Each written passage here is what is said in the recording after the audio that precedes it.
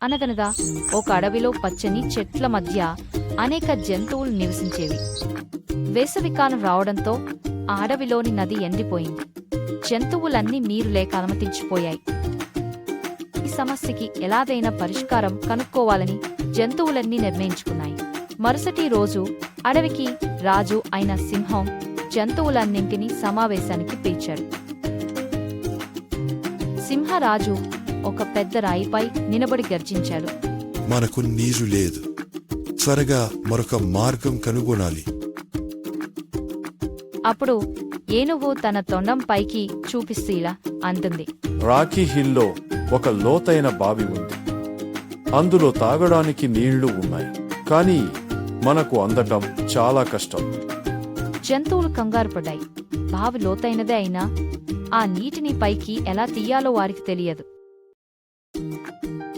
Zebra నిరాశగా మాట్లాడింది.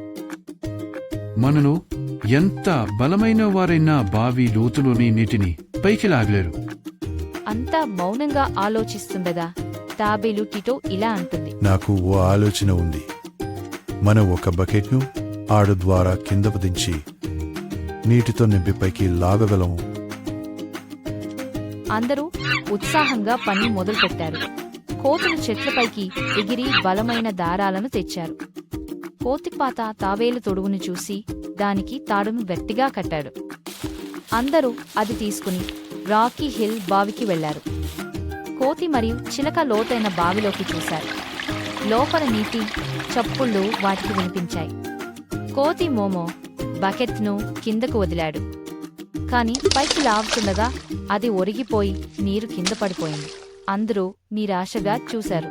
టీటో మళ్లీ ముందుకు వచ్చి చెప్పాడు. బకెట్లో ఒక చిన్న రాయి పెట్టండి, అది స్థిరంగా ఉంటుంది. మోమో వెంటనే ఆ పని చేశాడు. ఈసారి బకెట్ సరిగ్గా నీటిలో మునిగింది. ఏనుగు మరియు గేదె బలంగా తాడును లాగాయి. బకెట్ క్రమంగా పైకి వచ్చేసాగింది. నెమ్మదిగా వారు బకెట్ను అడవికి తీసుకెళ్లి పెద్ద గుబ్బ చెట్టులో పోశారు. ఒక్కొక్కరు తాగుతూ దప్పికి తీర్చుకున్నారు.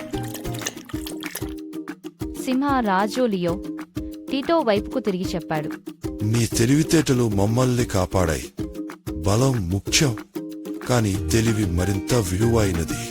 ఆ రోజు నుంచి జంతువులు కలిసి ప్రతిరోజు బావి నుంచి నీటిని తీసుకురావడం ప్రారంభించాయి. మళ్లీ అడవి హరితంగా మారింది.